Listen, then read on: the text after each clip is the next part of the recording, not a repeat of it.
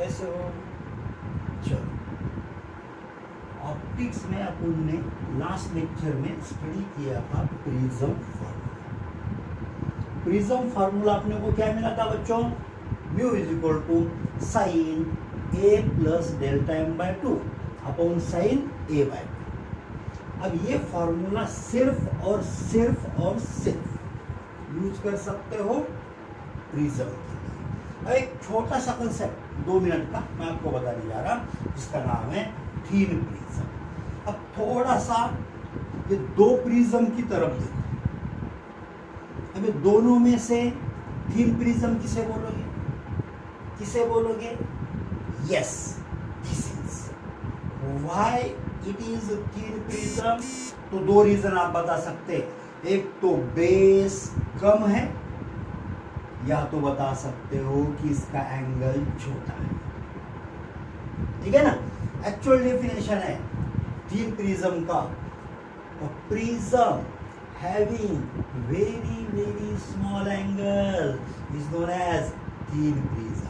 तो चलो, ये अपना थीन प्रिज्म है। ठीक है, अब थीन प्रिज्म के लिए सिंपल सी बात है, ए इज स्मॉल। ठीक है ना? अब मुझे एक बात बताओ, डेल्टा एम का मतलब क्या होता था? मैंने आपको minimum angle of deviation. A small है, डेल्टा एम मिनिमम है, तो A plus delta M by 2 is also small. अगर ए स्मॉल है तो ए बाय 2 भी स्मॉल है, ए बाय 2 भी स्मॉल है। और ये इंपॉर्टेंट बात, अगर एंगल स्मॉल है तो साइन थीटा को अप्रोक्सीमेटली थीटा लिखते हैं whenever angle is in radian. Whenever angle is in radian. Very good. तो चलो, अब मुझे बताओ, A plus delta M by 2 small है, ए बाय 2 भी स्मॉल है, तो साइन लिखने की जरूरत नहीं है। इसका मतलब ये नहीं है कि sine sine get cancel, no. Okay, चलो, तो ये ब्रैकेट आ गया, ये ब्रैकेट आ गया। ओके, अब इसमें 2 टू गेट कैंसल। अब 2 अगर कैंसल हुआ तो बच्चों बचा क्या? Mu is equal to A plus delta M upon A. ठीक है ना? अब ये डिनोमिनेटर में का ये इधर आ गया, तो काय में आएगा वो? मल्टीप्लीकेशन। तो mu A is equal to क्या हुआ? A plus delta M. अब अपन क्या करेंगे? डेल्टा एम के लिए फॉर्मूला बनाने वाले अपन, तो ये ए को लेके जाएंगे लेफ्ट साइड, तो ए बनेगा माइनस, यानी delta M is equal to what? Mu A minus A. तो delta A is equal to what? A को कॉमन निकालो, mu minus 1। This is the formula for what? Thin prism. कौन सा प्रिज्म? कौन सा प्रिज्म? थीन। अब अपन discuss करेंगे एंगुलर डिस्पर्शन, और दूसरा कंसेप्ट है डिस्पर्सिव पावर। 2 छोटे कंसेप्ट हैं बच्चों, आसान भी है, मगर ध्यान में रखना, इस पे डिपेंड एमसीक्यूज हो सकते हैं 100%। तो चलो, एंगुलर डिस्पर्शन अपन ने डिस्पर्शन ऑफ लाइट का कंसेप्ट पढ़ा। अबे डिस्पर्शन ऑफ लाइट के कंसेप्ट में अपन ने कितने कलर स्टडी किए? ऊपर से रेड, ऑरेंज, येलो, आगे वेरी गुड, ग्रीन, फिर ब्लू, इंडिगो, वायलेट। अब ये 7 कलर में सबसे ऊपर और सबसे नीचे का जो कलर है, इन्हें कहा जाता है एक्सट्रीम कलर्स। क्या कहा जाता है? Extreme colours. और जो बीचों बीच आता है याद है ना, इसे मीन कलर नहीं बोलते। तो येलो को मीन कलर बोलते हैं। क्यों बोलते हैं मैंने आपको लास्ट लेक्चर में बताया था, ठीक है ना। तो मीन कलर कौन सा बना, एक्सट्रीम कलर्स कौन से बने, रेड एंड वायलेट। अब एंगुलर डिस्पर्शन का डेफिनेशन है, एंगुलर डिस्पर्शन का definition, the angle between extreme colors, the angle between extreme colors is known as angular dispersion। तो अब ये रेड कलर है और ये वायलेट कलर है और ये दोनों के बीच में एंगल बना, ये इसे कहोगे एंगुलर डिस्पर्शन। अब ये एंगल अपन कैसा फाइंड करेंगे, तो इसे क्या बोलते हैं, याद करो, यस डेल्टा आर, और ये एंगल को क्या बोलते हैं, डेल्टा वी। तो ये पूरे डेल्टा वी एंगल में से अगर अपन ने डेल्टा आर माइनस किया तो जो बचा it is not angular dispersion. तो एंगुलर डिस्पर्शन का फॉर्मूला बन चुका delta V minus delta are. अब थोड़ी देर पहले अपन ने डिस्कस किए थे थिन प्रिज्म का कंसेप्ट, उसमें डेल्टा का फॉर्मूला क्या मिला था आपने, डेल्टा का फॉर्मूला मिला था ए इन ब्रैकेट म्यू माइनस 1। तो डेल्टा वी की लिए फॉर्मूला क्या मिलेगा, ए इन ब्रैकेट म्यू माइनस 1, मगर म्यू यानी रिफ्रैक्टिव इंडेक्स कौन से कलर का, वायलेट कलर का। डेल्टा आर के लिए फॉर्मूला क्या बनेगा, A in bracket mu R minus 1। अब आप सोचते होंगे कि ए तो कॉमन कैसे दिख रहा है यहाँ पे, तो ए जो है ये प्रिज्म का एंगल है, ये कोई कलर के लिए चेंज नहीं होगा, ठीक है ना बच्चों। तो चलो आगे बढ़ते हैं। तो एंगुलर डिस्पर्शन के लिए formula delta V minus delta are, delta we का वैल्यू रखो, डेल्टा आर का वैल्यू रखो, रख दिया, वेरी गुड। ए को कॉमन निकाला -1 और ये माइनस माइनस +1 बन जाएगा, ये कैंसल हो जाएगा, ठीक है ना। तो ये एंगुलर डिस्पर्शन का फॉर्मूला अपने को मिला। तो एंगुलर डिस्पर्शन के अपने पास दो इंपॉर्टेंट फॉर्मूलीज हैं और ये दोनों को आपको याद रखना होगा। अब एक इंपॉर्टेंट पॉइंट ध्यान में रखना, किसी ने भी पूछा आपको कि एंगुलर डिस्पर्शन काय पे डिपेंड है, angular dispersion depends upon 2 things. कितने, 2। कौन से?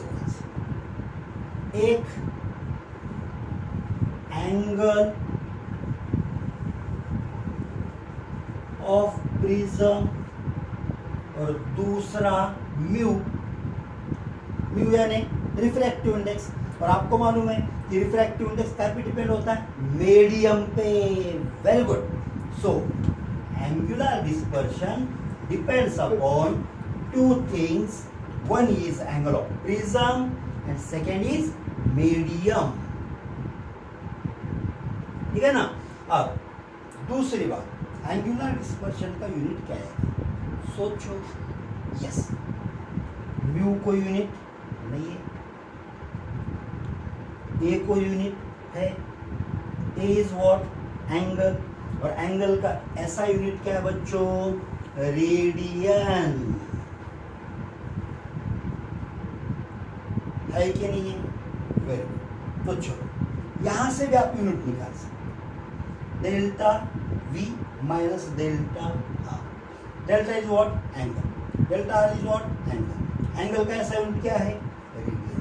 तो एंगुलर डिस्पर्शन का ऐसा यूनिट कभी भी किसी ने भी पूछा तो क्या बोलना, रेडियन बोलना, वेरी गुड। तो चलो अब आगे बढ़ते हैं, dispersive power.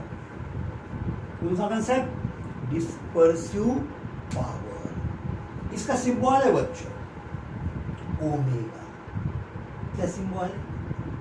Yes yes yes yes. चलो, तो एंगुलर डिस्पर्शन के बाद डिस्पर्सिव पावर कैसे डिफाइन करेंगे? So dispersive power is nothing but the ratio of short में डेफिनेशन बता रहा हूं आपको, the ratio of angular dispersion and the angle of minimum deviation for the mean colour. कौन सा कलर बच्चों? Mean colour. मीन कलर कौन सा है? येलो। तो डेफिनेशन आ गया। ओमेगा इज इक्वल टू क्या लिखी? Angular dispersion upon delta M लिखते हैं कुछ बुक्स में, तो कुछ बुक्स में डेल्टा वाई लिखते हैं, कोई बात नहीं, ठीक है। अब एंगुलर डिस्पर्शन का बेसिक फॉर्मूला क्या है? Delta V minus delta R. तो अपन ने लिखा delta V minus delta R divided by what? Delta Y. अब according to the previous concept, angular dispersion is given by the formula a in bracket mu v minus mu r। तो अपन ने लिखा, ठीक है ना, डेल्टा वाई को thin prism के फॉर्मूले से अपन क्या लिख सकते हैं? a in bracket mu Y minus 1। मैं आपको यहाँ पे ये फॉर्मूला पहले ही बता चुका हूँ, ठीक है ना। अब a गेट कैंसर, तो बचा क्या? Mu V minus mu R divided by what? Mu Y minus 1, ठीक है ना बच्चों। अब दूसरा फॉर्मूला क्या बन सकता है? क्या बन सकता है? Mean colour. मीन का मतलब समझो, मैंने आपको बोला कि दो नंबर्स, एक है 4, दूसरा है 6। समझो एखादे बच्चे को एक सब्जेक्ट में 4 मार्क मिले समझो, हाँ? और दूसरे सब्जेक्ट में 6 मार्क मिले, और सब्जेक्ट है कितने बच्चों? सब्जेक्ट्स है कितने? सोचो, 2 ही है थोड़ी देर के लिए। बोले कौन से? बोले फिजिक्स 1 फिजिक्स 2। मार्क कितने मिले? 4। दूसरे फिजिक्स में 6, P1 P2 आउट ऑफ 10 ना। डिप्रेशन में नहीं जाना। बोले 100 में से हमको कैसे 4 और 6 मार्क मिलेंगे? डिप्रेशन में नहीं जाना। 10 में से 4 मार्क मिले, 6 मार्क मिले, और आपको पूछा कि आपका परसेंटेज कितना है? 2 ही सब्जेक्ट, तो आप क्या करोगे? 4 और 6 का एडिशन करके डिवाइड बाय 2 करोगे, ठीक है ना। तो क्या आ गया? 5। अब एवरेज मार्क कितने मिले? 5। आपको अगर किसी ने भी पूछा बोले फिजिक्स में मार्क कितने मिले, आप 4 नहीं बोल सकते, आप 6 नहीं बोल सकते, तो आपको बोलना क्या पड़ेगा? 5 परसेंटेज में निकाला, ठीक है ना। तो अब ये मीन का मतलब हुआ, तो मीन कलर कौन सा है? येलो। तो येलो के लिए यानी डेल्टा वाई के लिए आप क्या लिख सकते हो? अकॉर्डिंग टू दिस फॉर्मूला ये मीन कलर है, तो एक्सट्रीम कलर्स कौन से हैं? रेड और वायलेट। इनका डेल्टा है डेल्टा वी डेल्टा आर। तो अपने को क्या लिखना पड़ेगा? डेल्टा वाई के लिए delta we plus delta R divided by 2। Yes, very good. तो ये एक और नया फॉर्मूला मिला, काय के लिए? ओमेगा। यस, ओमेगा यानी डिस्पर्सिव पावर। अब दूसरी बात, अब अपने को इसी फॉर्मूले रिफ्रैक्टिव इंडेक्स के फॉर्म में अगर लिखना है तो येलो कलर का रिफ्रैक्टिव इंडेक्स आप कैसा लिखोगे, यहां से सोच के बताओ। Yes, very good. तो क्या लिख सकते हैं, mu V plus mu R divided by 2। ये -1 का -1 as it is, numerator as it is. ये भी एक फॉर्मूला यूजफुल है एमसीक्यू सॉल्व करने के लिए। तो चलो, और एक इंपॉर्टेंट क्वेश्चन मैं आपसे पूछना चाहता हूँ। जैसे कि मैंने बोला, angular dispersion depends upon two things. Angular dispersion depends upon two things. That things are what? Angle of prism and medium of prism. Medium of prism. या तो इसे आप मीडियम के बजाय मटेरियल बोल सकते हैं। क्या बोल सकते हो बच्चों?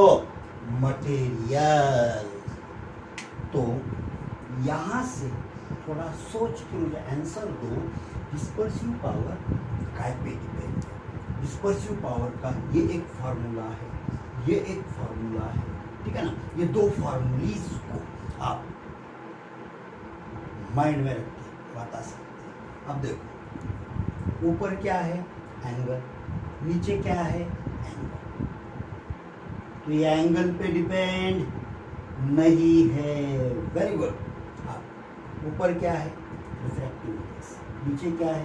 Refractive index. तो आप सोचो, अब ये रिफ्रैक्टिव इंडेक्स पर डिपेंड नहीं है ऐसा, ये रिफ्रैक्टिव इंडेक्स पे डिपेंड है, यानी ये मटेरियल पे डिपेंड है। Dispersive power always depends upon the material of prism या मीडियम बोल सकते, कोई बात नहीं, ठीक है ना।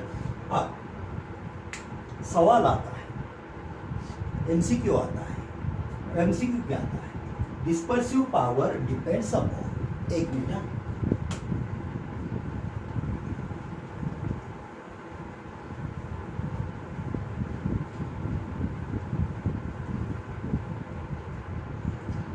मैं क्या बोला? सवाल आता है, एमसीक्यू आता है। एमसीक्यू क्या आता है? डिस्पर्सिव पावर डिपेंड्स अपॉन, ठीक है ना। अब यहाँ पे ऑप्शंस, एक ऑप्शन ऐसे आएगा एंगुलर डिस्पर्शन, दूसरा आएगा एंगल ऑफ प्रिज्म, तीसरा आएगा मटेरियल या तो मीडियम ऑफ प्रिज्म, और चौथा ऑप्शन बच्चों कोई भी हो सकता है, all of these, both A and B, 1 and 2, ठीक है ना। तो चौथा ऑप्शन कोई भी हो सकता है। तो सिर्फ और सिर्फ करेक्ट ऑप्शन कौन सा होगा? Material of prism. अब यहाँ पे बच्चे कंफ्यूज हो जाते हैं। क्यों कंफ्यूज होते हैं? क्योंकि डिस्पर्सिव पावर का डेफिनेशन क्या है बच्चों? Ratio of angular dispersion and the angle of minimum deviation for mean colour, ये delta Y, minimum deviation for mean colour. तो यहाँ बच्चे कंफ्यूज होते हैं, बोले ये एंगुलर डिस्पर्शन पे डिपेंड है, और अपन ने स्टडी किया कि एंगुलर डिस्पर्शन काय पे डिपेंड है? एंगल ऑफ प्रिज्म, मीडियम और मटेरियल ऑफ प्रिज्म, ठीक है ना। तो यहाँ कंफ्यूज नहीं होना, सिर्फ और सिर्फ यही ऑप्शन करेक्ट करना, मटेरियल ऑफ प्रिज्म। तो अगला कंसेप्ट बच्चों, dispersion without deviation, deviation without dispersion. अब इसके बारे में मैं आपको ज़्यादा कुछ बताना नहीं चाहूँगा, क्योंकि आप इस इसके बारे में अच्छे से जानते हैं। तो डिस्पर्शन विदाउट डेविएशन का मतलब हुआ कि डिस्पर्शन होगा मगर डेविएशन नहीं होगा। और दूसरा कंसेप्ट है डेविएशन विदाउट डिस्पर्शन, यानी डेविएशन होगा मगर डिस्पर्शन नहीं होगा। यानी जब ऐसा प्रिज्म है और प्रिज्म के अंदर से लाइट पास हो रहा, बच्चों कौन सा लाइट? वेरी गुड, कौन सा? व्हाइट। अब व्हाइट लाइट पास होने के बाद डिस्पर्शन होता है, यानी ये 7 कलर में स्प्लिट होता है, डिवाइड होता है, ठीक है ना। तो यहाँ 2 प्रिज्म रखे जाते हैं, यहाँ 2 प्रिज्म रखे जाते हैं इन द इन्वर्टेड पोजीशन, यानी एक का एंगल ऊपर तो दूसरे का एंगल नीचे। तो ये 2 प्रिज्म जो है इनका मटेरियल अलग होता है, इनका एंगल अलग होता है। मटेरियल अलग होता है यानी डिस्पर्सिव पावर अलग, एंगल अलग। तो ये ऐसे तरीके से रखे गए जिसकी वजह से क्या होगा? डिस्पर्शन, मगर क्या नहीं होगा? डेविएशन। डिस्पर्शन का मतलब दोनों प्रिज्म में से लाइट पास होने के बाद अपने को लास्ट में कलर्स मिलेंगे कितने? 7। इसे बोलना डिस्पर्शन विदाउट डेविएशन। और दूसरा कंसेप्ट है डेविएशन विदाउट डिस्पर्शन। यानी अभी भी ये कंसेप्ट में भी ऐसे ही 2 प्रिज्म रहेंगे, आपको पता है, आप पढ़ चुके हो, ठीक है, ज्यादा कुछ बताने की जरूरत नहीं। ऐसे ही 2 प्रिज्म, उनके भी ये एंगल्स अलग अलग रहेंगे, रिफ्रैक्टिव इंडेक्स अलग अलग है, मटेरियल अलग है, ठीक है ना, डिस्पर्सिव पावर अलग है। तो दोनों प्रिज्म में से जब लाइट पास होगा तो इमर्जेंट लाइट कैसे होगा? डेविएशन विदाउट डिस्पर्शन, यानी 7 कलर आगे नहीं मिलेंगे, आगे मिलेगा एक ही कलर, कौन सा? व्हाइट। सही बात है? यस। ये कंसेप्ट ज्यादा इंपॉर्टेंट। दूसरा कंसेप्ट है रेनबो का। रेनबो के 2 पॉइंट, 2 रेनबो के टाइप ध्यान में रखना। कौन सा?